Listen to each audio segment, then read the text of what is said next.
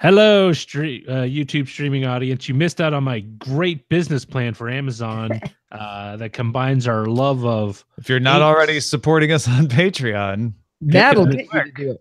Yeah, this will be a moneymaker. You'll get Roger's free business plan in the pre-show. Hey, that would be great. That could be a Patreon level. I will give you a business plan to work with. It is today. Roger's business plan is in our pre-show. Small business week here. For any DTNS. patron. Roger's on fire today. Yeah, because his back doesn't hurt him anymore. Yes, I feel better. Feels like a new man. I think I had kidney stones. Well, it seems like something you'd want a doctor to for sure say. Yes. Sarah's not a doctor, but she thinks maybe you should have a doctor. I'm not a doctor, but I would probably be like, maybe somebody should take a second. I'm trying to get my PCP, but right, yeah, the angel dust. Oh, my primary care physician. Oh, that kind of PCP. He's trying to get his primary care physician. What are you from the prescribed PCP? We've moved on from that. Sorry, gosh. Crystal or you and your outdated references, Sarah. PCP and crystal meth are not the same thing, Roger. No, I know, but no one uses. I know. No one uses. Does anyone use PCP anymore? Really? Write us feedback at dailytechnewsshow.com.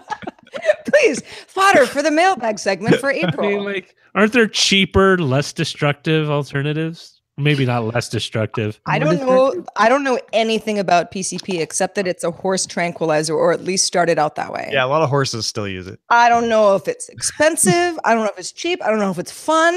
I don't want to know. We know it's bad. It not prepare appropriately for the show. Yeah, seriously, me either. Things have changed since January. I know. Cover a lot of ground. Paris for a couple weeks. Yeah. I moved from primate handy monkeys or apes to PCP. Okay, well. On that note, all that said, I think is it already your turn to do the pre-roll, Sarah? I don't know. I don't know whenever you tell me to do it, I just do it. I mean, I basically play one from the audience and then I read one, then I play one from the audience, then I have you read one. And well, yesterday was an audience. Yeah. I think I read it the day before. All right. I'll do it today. All right, good. We're agreed. We have an accord. You moved up from a Civic. I knew you were going to say that. All right, here we go. 3, 2. Daily Tech News Show is powered by you. To find out more, head to dailytechnewsshow.com/support. This is the Daily Tech News for Tuesday, March 27th, 2018. From DTNS headquarters in Los Angeles, I'm Tom Merritt. And from Studio Feline, I'm Sarah Lane. And from Podfeet Productions in Los Angeles, I'm Allison Sheridan. Hey, Allison's back from the continent. It's good to have you back, Allison. Yes, it is. I'm glad to be back. It's I like to be home sleeping in my own bed. I'm sure. Is the jet lag letting you sleep at all? Is that? I'm sleeping like a monster. It's all I've been doing is sleeping.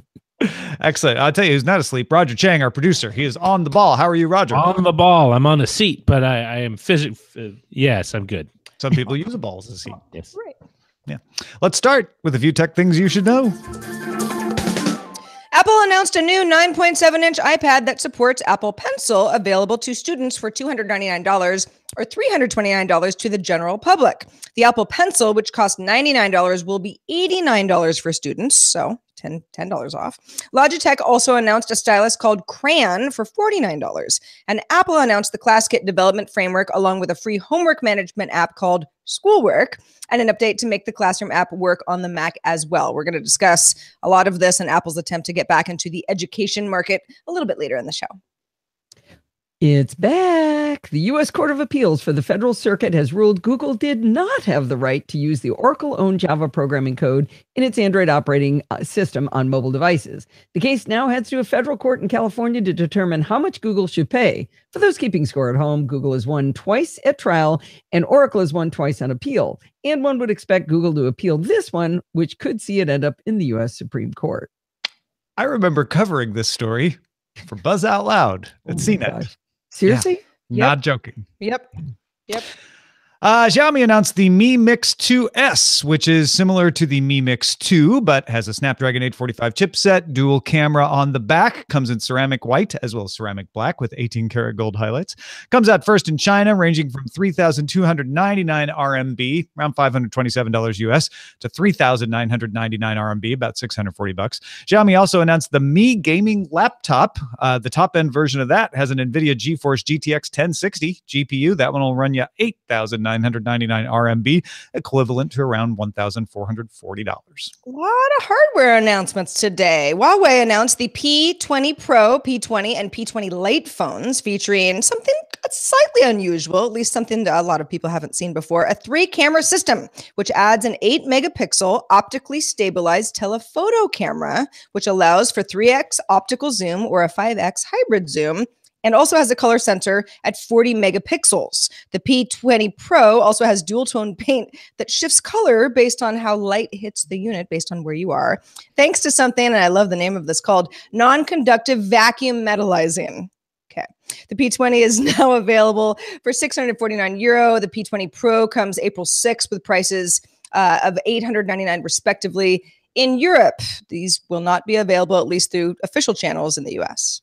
Yeah, and both Xiaomi and Huawei have some AI on board to help identify what you're taking a photo of and try to tune the imaging and stuff, which is pretty interesting to take a look at. I saw a low light photo from the P20 Pro from Huawei. It was insane. I mean, it was really, really good. Is having, I know we have lots of other stuff to talk about, but is having a phone that changes color based on the light, is that it's new. Fashion?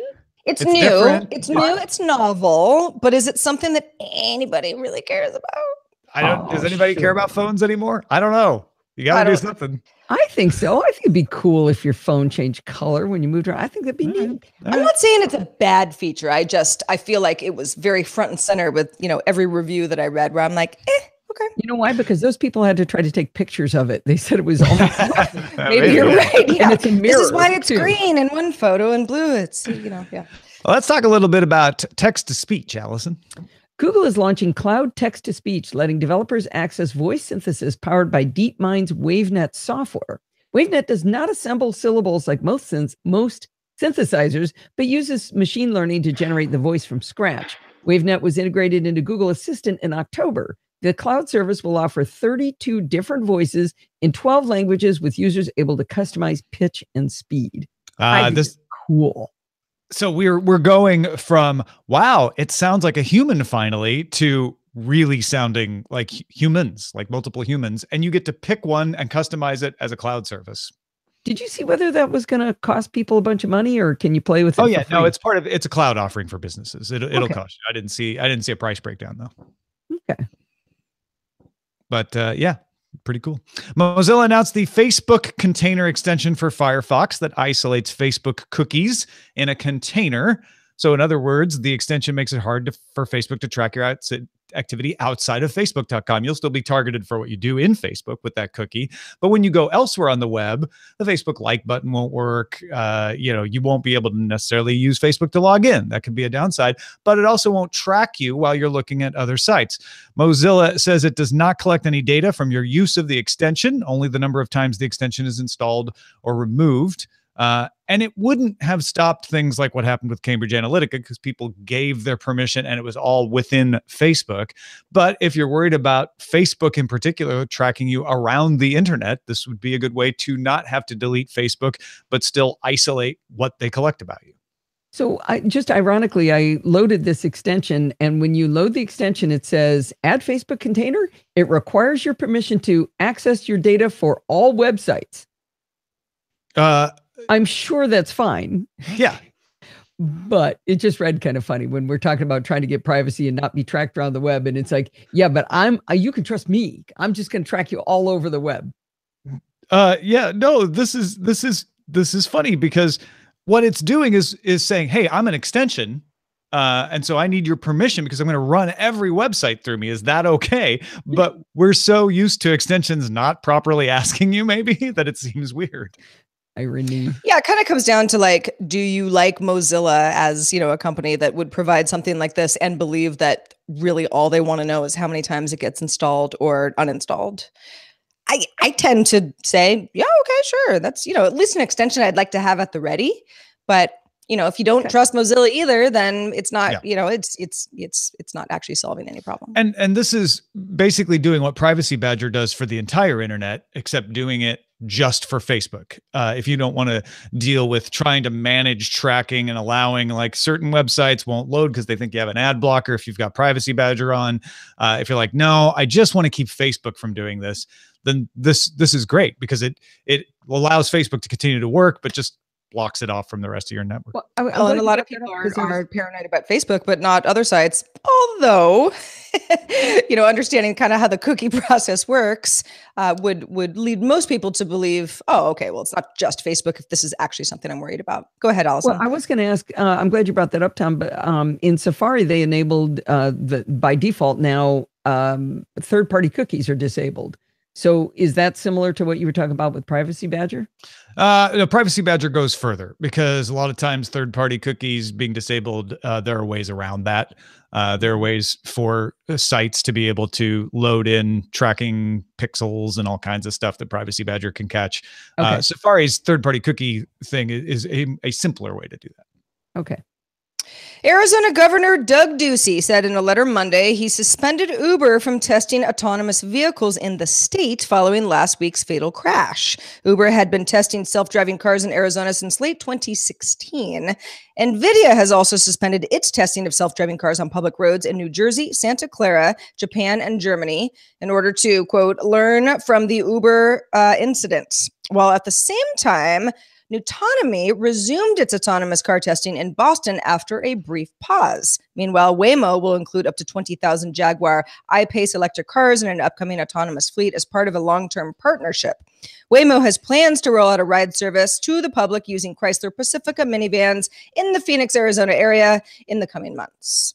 Yeah, there's, this is one of those things where everybody's got to have their own take on this. Obviously, Uber is going to wait until the NTSB is finished, until their own engineers are finished determining what went wrong on their side before they're going to even bother applying with Arizona to resume testing. I think the governor was probably under some political pressure to make a statement about that. I don't think Uber's racing to get back to testing at this point.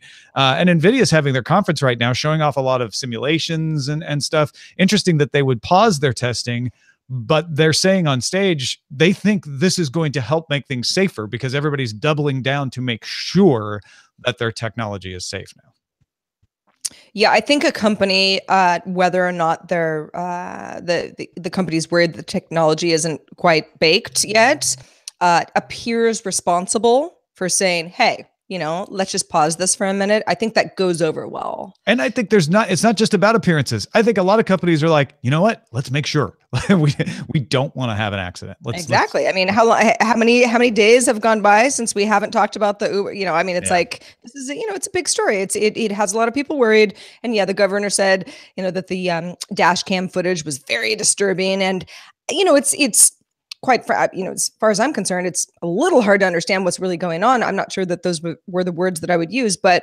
if you have people freaked out, then it's, you tend to have people get a little conservative with this. Well, Foxconn, which manufactures around 40% of all consumer electronics, is buying Belkin for $866 million in cash.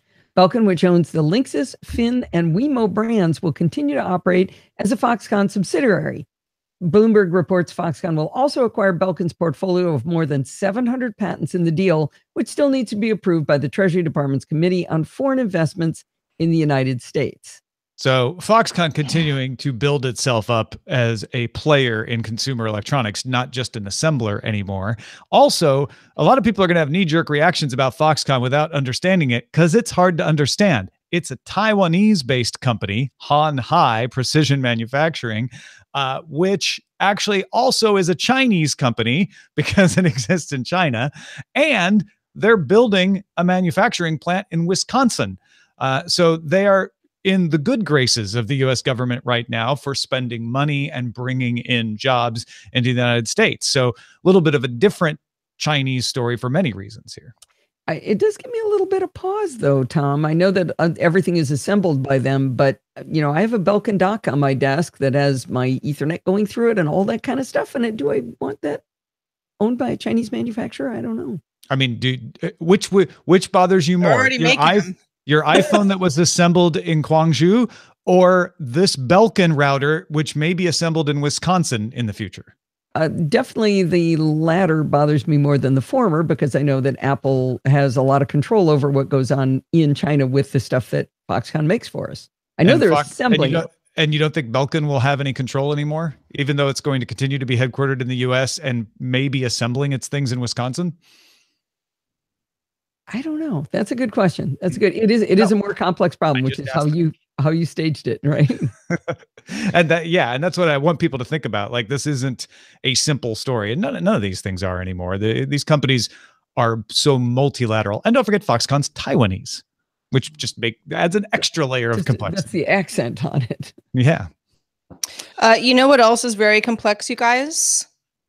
Bees.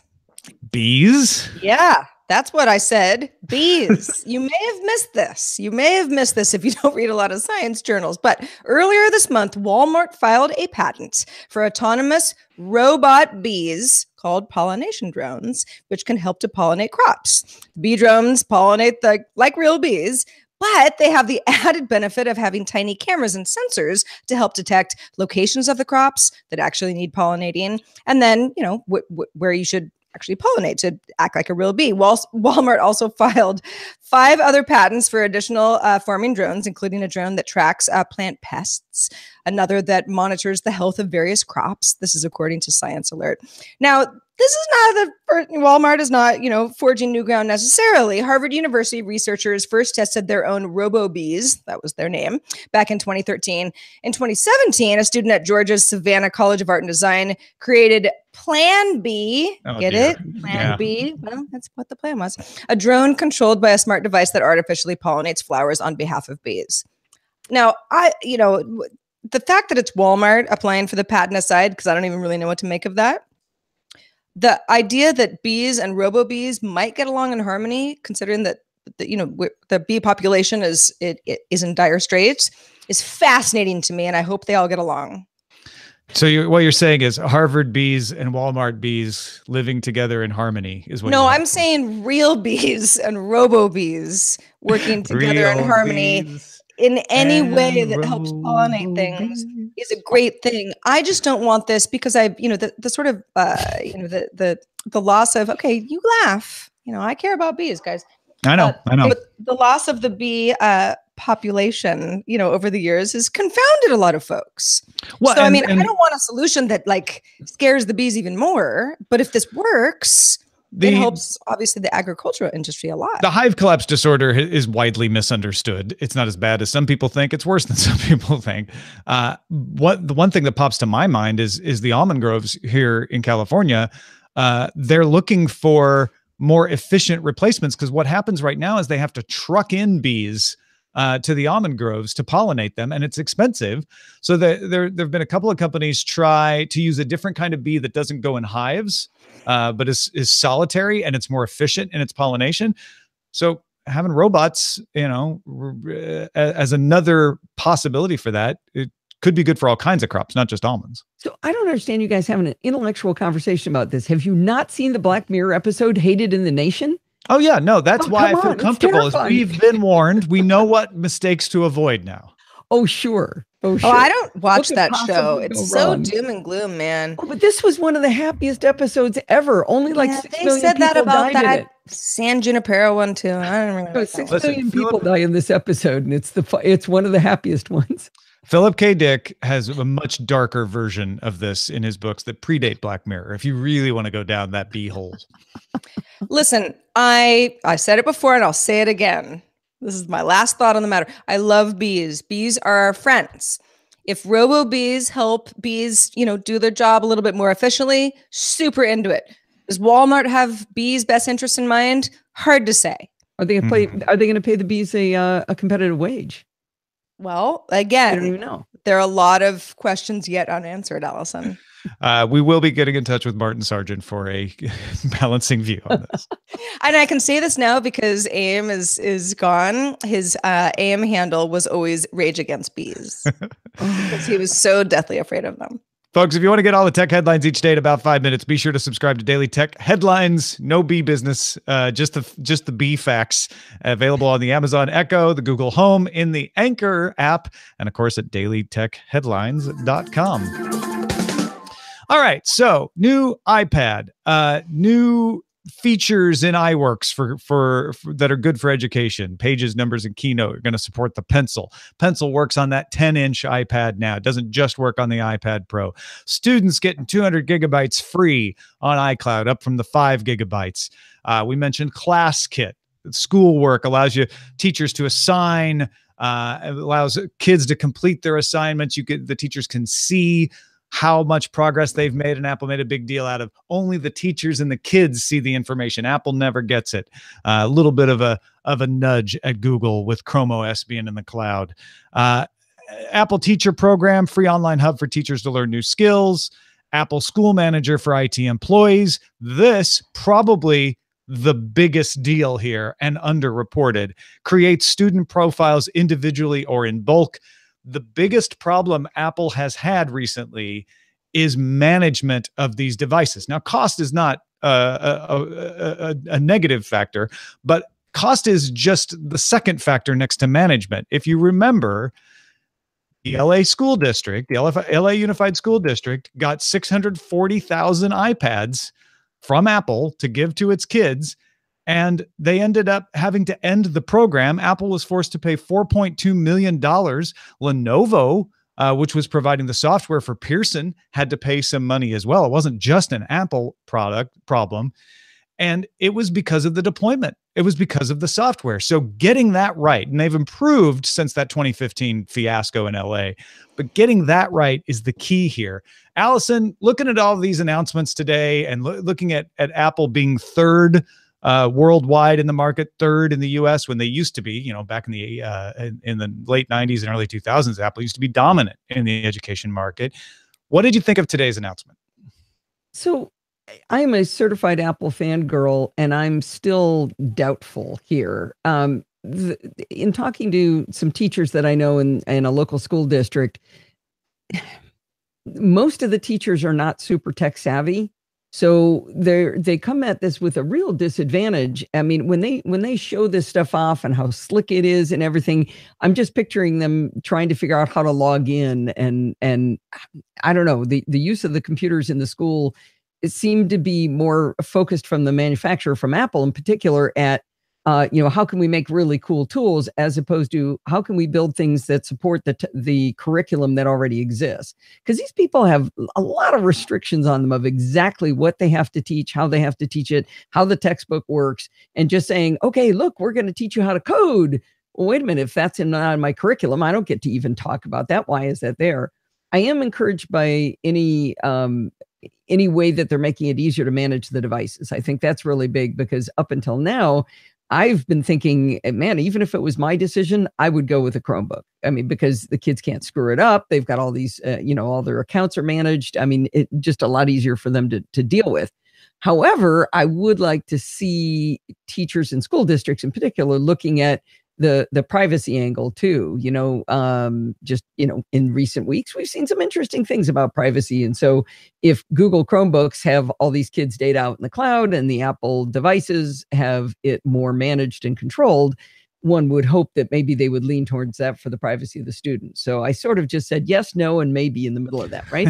Yeah, can't argue with that. Well, and Microsoft would like to weigh in, I'm sure, on this. They are still the worldwide leader. They're second in the US, but they're the worldwide leader in the K through 12 market, as it's often called. And they also are out there saying we respect your privacy. We don't need to sell ads against your content. And Google has, to be fair, has done a lot to restrict how their ad selling and monetization program works in the school place. They know they don't scan the Gmail for ads in the educational workplace, or the educational enterprise, I guess is a better way to say that. So I'm not sure how much of that dispute is FUD and how much isn't. But Apple's got a long way to go. And the other thing is, you're locked in. If you're going to use Apple's ClassKit based apps like Schoolwork, like Classroom, everybody in your classroom has to have an Apple device. That means $300 a pop. But And with all that support for Apple Pencil, for it not to be bundled in at the $299 price, that would have been perfect. Everything we talked about yesterday about, and Apple competitive, a tablet that has stylus support, where it's all bundled in for the same price as an iPad without a stylus. To say like, well, it's not $99 for a student, it's $89, to me is like, that's crazy. That's not even that's sort of an insulting discount. Yeah, Acer announced their Chromebook Tab 10, the first Chrome OS tablet, at $329, but includes the stylus. So exactly $30 more than the iPad for a student, but less if you include the stylus. And I don't even understand why they're so excited about the having an Apple Pencil associated with this anyway. I mean, I love my Apple Pencil. I use it every single day. But for most people, I mean, can you imagine how many of these they would lose in the first 6 months of having them? All of them, well, yeah. Right? I mean, they're definitely going to lose all of the caps. And it turns out that the tip comes off too. I mean, it's a spectacular device if you need one, but not everybody is going to need that. That's going to be true of any stylus, though, right? Oh, true. But this is an $89 stylus. So maybe now they did have the was it Logitech, the crayon, for $49, but still $49. I don't know. Maybe if you're talking about high school students, except they'll be poking each other's eyes out with them or something. I don't know. They also seemed really excited that Pages and the iWork suite is going to support Pencil. Wait a minute, it didn't. Not on that iPad. It supported it on iPad Pro. Remember, the Pencil didn't work. Okay, and they've expanded what it can do. It now, even on the iPad Pro, will do more than it used to. Yeah, so it should have done everything from day one. I mean, come on, it's your own product. Another big problem here is these are tablets. One of the problems with the LA school district implementation of iPads is kids complained that it was hard to type on the screen. And so you'd have to pay extra if you want to add a keyboard to this. You can get Microsoft's Windows 10 laptop with Windows 10S for $189. So cheaper and has a keyboard. See, I don't look at the bottom line price of the device as being nearly as big a deal as how much does it cost to support? Do you have to clean it up afterwards? That's why I always like the Chromebook idea, was that, hey, the kid screws it up, it's wiped the next day. They can't break it. So the cost of maintaining the devices, I wouldn't even consider a Windows laptop personally if I were in charge of it. I would be going towards Chromebook first. I'd look at iPad next, or I would look at Microsoft last. With Windows 10S, it's a lot easier to maintain. So I'd be curious if somebody's done a good breakdown of the cost of maintenance, because it's a great point. A lot of these are ecosystems that each company wants you to say, well, this is the best one. Okay, now the whole educational system is locked into this, and it's great. Nobody's going to want to leave. I'm not a teacher. My dad was a 4th grade teacher, though. And, it was basically controlled chaos at all times, and sometimes all out chaos. So, whenever I hear something like this, it's like, I'm reading all the specs and I'm like, oh, cool. Well, not every teacher is going to feel like, super on the ball about how this all works. And often if there's troubleshooting to do, who are you going to ask? I don't know. Is there an IT person at the school? It depends on the school. And, if a kid doesn't bring their iPad, if they have to take home privileges the next day, well, okay, then how do you deal with, that factor of things? Because that sort of thing is going to happen. So particularly with the younger kids, secondary school, not so much, but I just see this being a real burden on teachers to be like, okay, this is our new thing. I got to adopt this, figure out how it works, and know how to deal with things when they go wrong. Hey, thanks to everybody who participates in our subreddit. You can submit stories and vote on them at dailytechnewsshow.reddit.com. It's also got some conversations going on around the stories of the day. Just a great resource to look at tech news each day. A lot of our stories today came out of the subreddit. It was really active today. And of course, we have a Facebook group as well, facebook.com/groups/dailytechnewsshow. Speaking of teachers and their viewpoints on things, I think we got just that very thing in the mailbag. We did. Kimberly, the Texas teacher, wrote us a really long, thoughtful email, and I'd really like to use a longer version of it in our next monthly mailbag. But for now, I thought it was nice to reiterate how teachers feel, because in many cases, teachers and students are the ones who are all affected by what Apple does in the classroom or any other company for that matter. Kim says teachers on the secondary level are going to start using that flipped classroom model where the teacher videos the basic lecture. You watch that at home. Then instead of going to school to see a lecture, the majority of the time in the classroom is used for hands-on activities. Math and science teachers, they love it because most learning comes from that hands-on, that lab mentality, not lectures. But you can't penalize students who don't have access. This would be a student who, let's say, can't afford an iPad, and maybe the school can't afford to buy one for them as well. There are various workarounds for like opening classrooms and labs before and after school. Some schools in the Houston area, for example, even provide dinner for students with practice or tutoring after school. Kimberly's from Texas, so I assume she's in the Houston area. If things are locked down, though, to a specific brand of tech, the problem is going to grow and be harder to manage.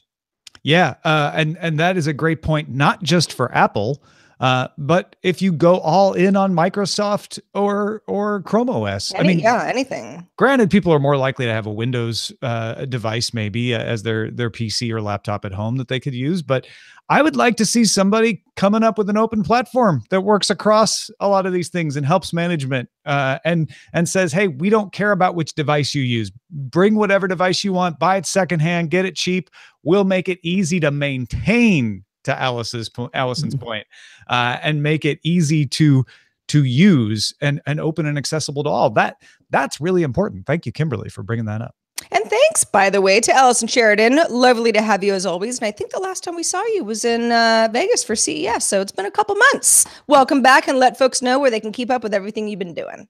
Well, in general, you can always find my stuff at podfeet.com. I do have a link we'll put in the show notes to the latest edition of the NosillaCast podcast, where Bart Buchatz did a deep dive into the Cambridge Analytica thing, where he walks through every single piece of the building blocks of the who's who and what it means. And it was really good. It's about 40 minutes discussion deep into it. And he did a great job explaining it. So I finally think I almost understand.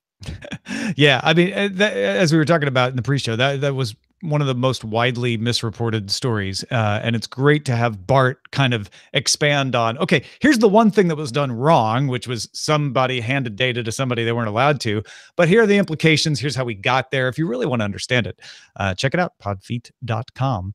Also, we just need 14 new patrons. To beat last month. And we've got a couple of days to do it. So please help us out. Get us over that monthly goal of having at least one more patron than last month by showing your support. It's only $1 at patreon.com/DTNS. Our email address is feedback@dailytechnewsshow.com. As you can imagine, we love getting your feedback, so keep it coming. It's great. We are live Monday through Friday at 4:30 p.m. Eastern, 2030 UTC. You can find out more at dailytechnewsshow.com/live. We'll be back tomorrow. Talk to you then.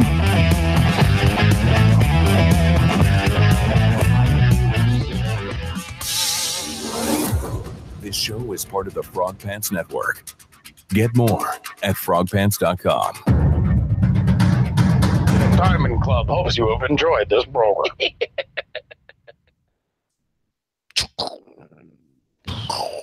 Yay, and I only got my cough button backwards once. I had no idea.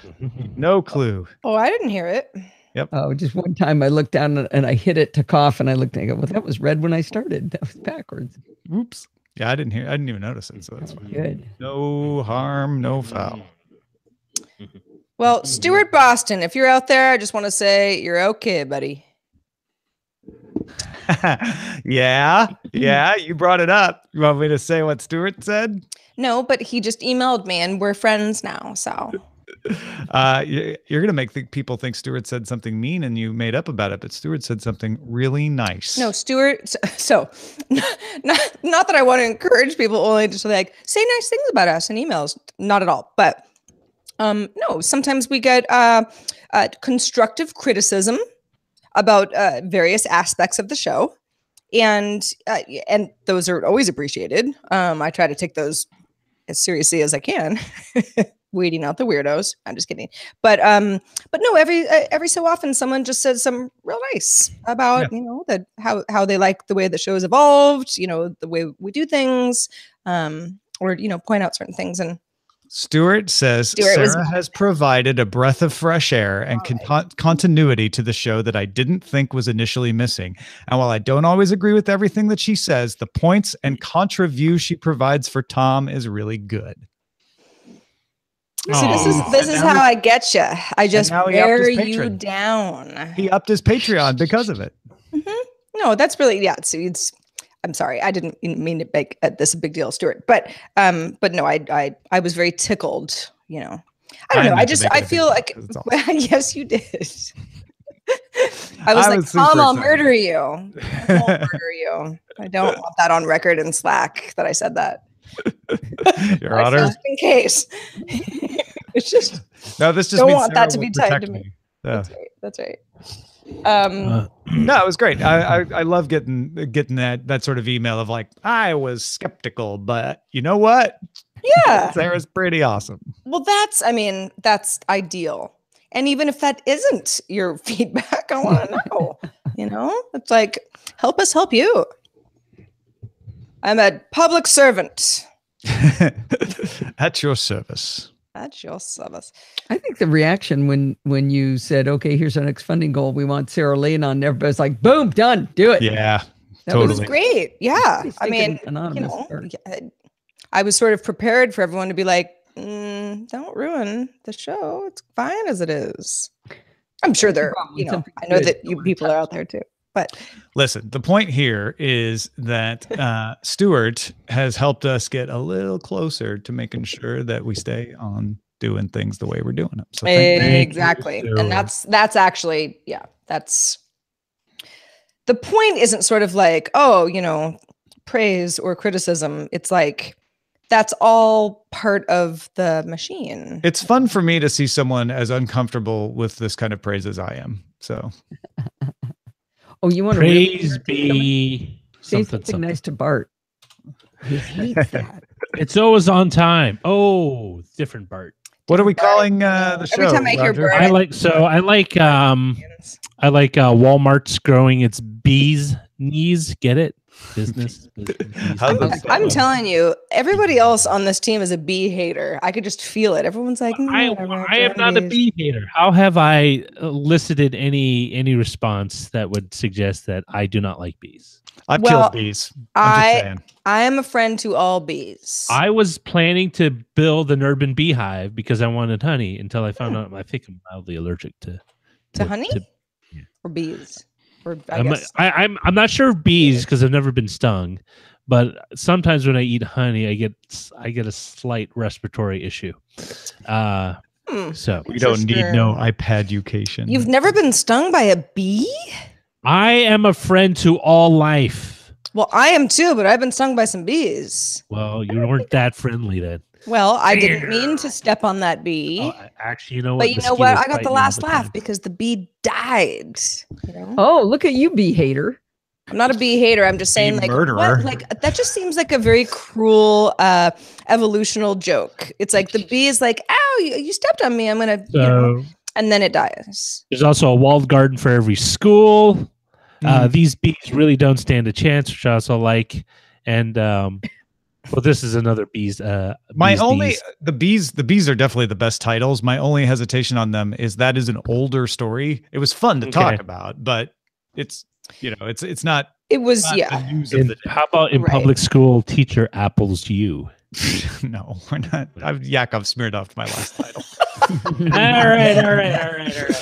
That was good though. It is. See, everyone did that one. That's funny. What about Google's voice booms down from the clouds? We don't need iPad education. That's kind of an interesting one. That's a pretty good one. We don't need no iPad education. Well, but that's we sort of do. Facebook outfoxed by Firefox. Education. Well, then I would define. Then I would default to the walled garden for every school, because that's the whole. Like I like that one. Yeah, you like that one? Walled garden for every school. We have an accord. A chicken in every pot. Dumplings are extra. Oh, dumplings! Gosh, that sounds good. God, I could really use a dumpling. See, this is where it all goes sideways for me, guys, because then I'm like, what's on Uber Eats? Search Chang dumpling. And then $46 later, I have dinner for 4. And we gave up Postmates for and all delivery services for Lent. So we haven't. It's been 5 weeks. So the point is to not eat less of a certain kind of food. No, it's just make the food. It's make the food, or make yourself go out and buy the food and bring it back. Right. So that you don't eat out as often. It's a kind of it's not that we haven't gone out to eat, but we're not spending as much money, and we're eating a little better. That's very wise. I should do the same thing. It's funny because before these services made it easy for me to get anything I wanted within an hour or less, which is really dangerous because everything that I eat is impulse eating. Mm-hmm. But the idea of like going to my favorite burrito place, calling ahead of time, ordering, and then picking up and bringing it back, never wanted to do that.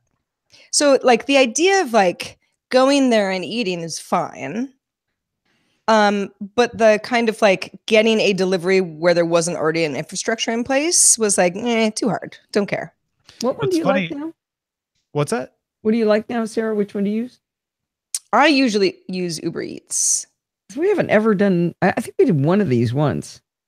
Oh my gosh. We used to. I mean, Allison, stay away because I'm telling you, you're going to get hooked and then you're going to become like me, where in the morning I have like, because Uber will give you like receipts, just like you took a ride, where sometimes I'm like, I didn't go anywhere in an Uber last night. Oh, yeah.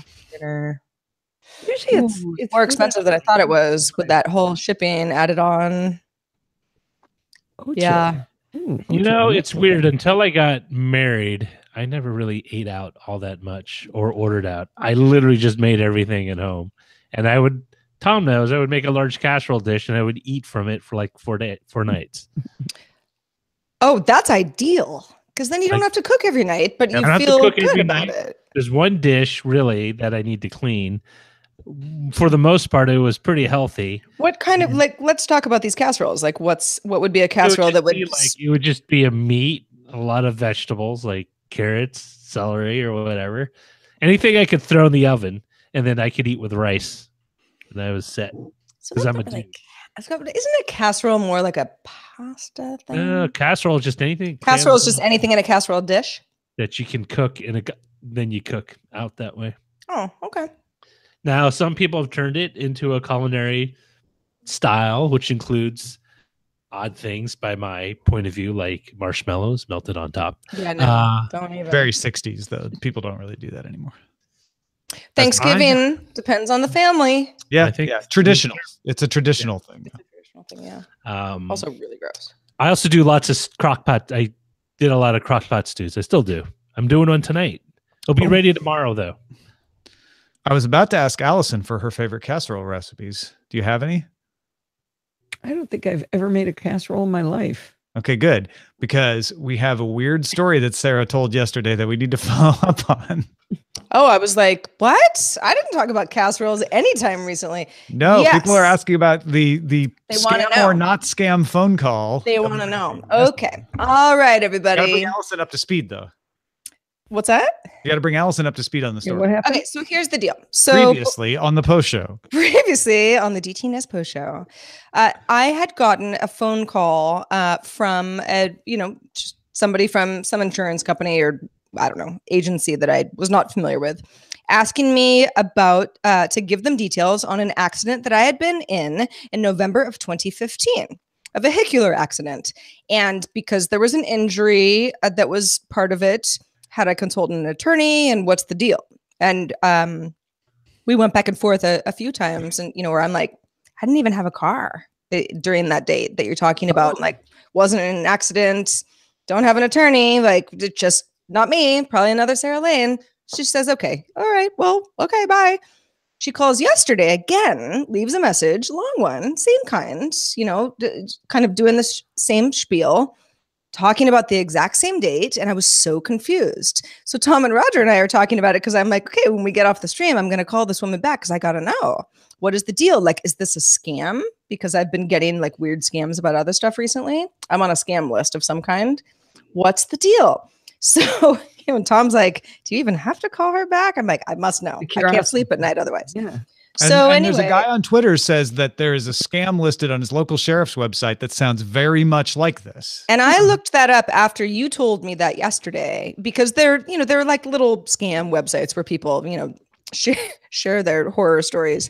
And there are things similar to this, but they all seem more like, oh, if Allison and Sarah were in a huge fight, Allison could know what my plates were, recreate them, and then like somehow like get a photo that appeared that I was in an accident. Like it was this whole orchestrated thing where I'm like, this is not like, I don't have enemies like that, hopefully. So anyway, I finally get the woman on the phone. And so here's what happened. In November of 2015, I was on a Norwegian cruise line with this private group called Summit Series. And it was raining. We were off the coast of Miami. And I was outside trying to get from like one side of the boat to the other. I slipped, I fell, I broke my foot, and I had to go to the infirmary on the boat because I needed a cast immediately. Not fun. Don't recommend ever breaking your foot on a cruise. But the Norwegian cruise line filed, basically like a, hey, this woman might try to sue us, right? She got hurt on our cruise line.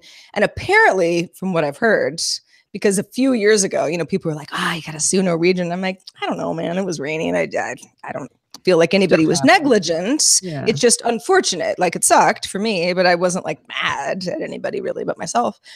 And the woman who, the whole case had been, it had been sent to her, who knows, however long ago, she just kept saying vehicle. So she got that part wrong. She just should have said cruise ship and I would have known exactly what she meant off the bat. Turns out I did not sue the cruise. I'm not planning to. And I told her as such. But it's so funny because it's like, I was like, oh, the cruise. Of course, that date makes perfect sense. Like, worst day of my life, breaking your foot, not fun. But I actually got called by the insurance company in January because I was going to physical therapy for a torn labrum. And then I strained my shoulder. And thankfully, I was already going to physical therapy. So that turned into a frozen shoulder and they just kept treating it. Right. But the insurance company called me and were like, we need you to fill out this form online because we want to know, who should cover this. And it was basically like, were you at work? Were you somewhere else? Do you think the physical therapy caused it? Like, it was basically like, can we get out of paying for it? And I was like, sorry, guys, I heard it lifting my own property. Like, there's just nothing you're going to. Right. Well, I'm glad you brought up this weird scam stuff, though, because I got a voicemail yesterday and I've got the transcription here on my phone. It says, hi, Allison, it's Chrissy Clay. If you called my son Clay on his cell phone, he's out of town for the next few days at camp. But if this is in regard to his grades for this project he's working on, just wanted to follow up. He'd be very much interested, but he can't talk to you until he gets back. What kind of scam is that? Talk about homework? It was my name. It was, hey, Allison. Yeah, it's right. Chrissy Clay. Well, I mean, as somebody who gets emails intended for other Sarah Lanes pretty frequently, I mean, that would be my first guess is like, oh, they just thought like, I don't know. Phone call. It's my phone number, not email. Yeah, that is weird. That is weird. And not I really want to call her back. Know them. You're like, I don't know who that is. Never. Right, I mean, she said her name very clearly and it's transcribed clearly. I'm pretty sure, but still. Well, the thing about this woman yesterday that just drove me insane was when I finally got her back on the phone, which is well after our stream ended, she did the same thing to me, which is why I thought it was a scam in the first place, where she's like, well, what's your case number? And I'm like, I don't know. You called me, and she was like, well, but I left it in your voicemail. It'd just be really helpful if you could. And that's what made it not sound like a scam to me. Yeah. It was like, well, then wouldn't they try to get you to do something? And she didn't. The guy on Twitter said that a lot of times they're just trying to verify that they have a valid phone number. But I'm like, that seems like a really elaborate way to go about it. Yeah. I mean, nothing surprises me anymore. But there was something about her where it's like, she was really disorganized, almost to the point where I felt sorry for her, where I was like, you know what? I'm going to keep you on the phone. We're going to listen to my voicemail and we're going to find that case number. And we're going to get to the bottom of this. Okay, Yvonne? And, she's like, okay, thanks. And so we finally did it. Like when we finally hung up the phone, she was like, so should I just like tell them that you're not pursuing legal action. I'm like, not pursuing legal action. It's almost like she was encouraging you to, right? Yeah. It's like at one point you might have been like, you know what? Now that you've asked me so many times, maybe I will. So talk to you soon. Right. But yeah, I think again, it's because I think that the cruise liners are so, wanting to squash these things. I don't know, man. There's still something weird about it, because if they wanted to squash it, wouldn't they just leave it alone? Like, well, but so another wrinkle in this whole thing, though, is that I wasn't just on some cruise with Norwegian. A private entity, which is a conference series called Summit, had leased this boat for like, I don't know how long we were on the water, like 4 days. Sucks. Never break your foot before the first day into a 4-day cruise. Really bad. But, so that there might have been some like another layer of insurance that people were not thrilled about. But again, I'm like, listen, I'm all for fair and, due process and all, but it was raining, people slip. I think there's enough lawsuits. Yeah, right. Next time I'll wear more sensible shoes. I know, but you're on a cruise ship. That's, that in itself has a specific imagery to it that's like, oh, it's flip-flops and, tank top. I mean, we were off the coast of Miami and it was in November and it was raining hard. Like the boat is pitching. I mean, it was a storm. What a fine time for it to set sail. Isn't that fun? Yeah. Well, these things get locked in a long ways in advance. But fine time to leave me, loose wheel. But I've now seen the inside of a massive cruise ship's infirmary, which is, I don't know, seemed okay. Did you see any of the crew members in there doubled over saying, "Oh, I'm so sick because the boat is pitching"? No. None. But the guy who gave me my initial cast before I could disembark in Miami and get like a better one at an urgent care center, swear he was 14 years old. And I was like, I don't know how to do this, so better you than me. But like, are you 18 years old? Even the Love Boat had a real doctor on it. Like, the doctor on this.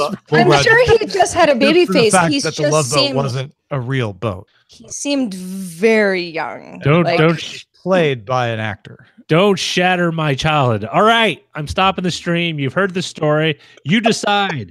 Vote now. I don't know what I'm saying. Stop it. See you tomorrow. Don't ask me to tell you any more stories. # join the conversation.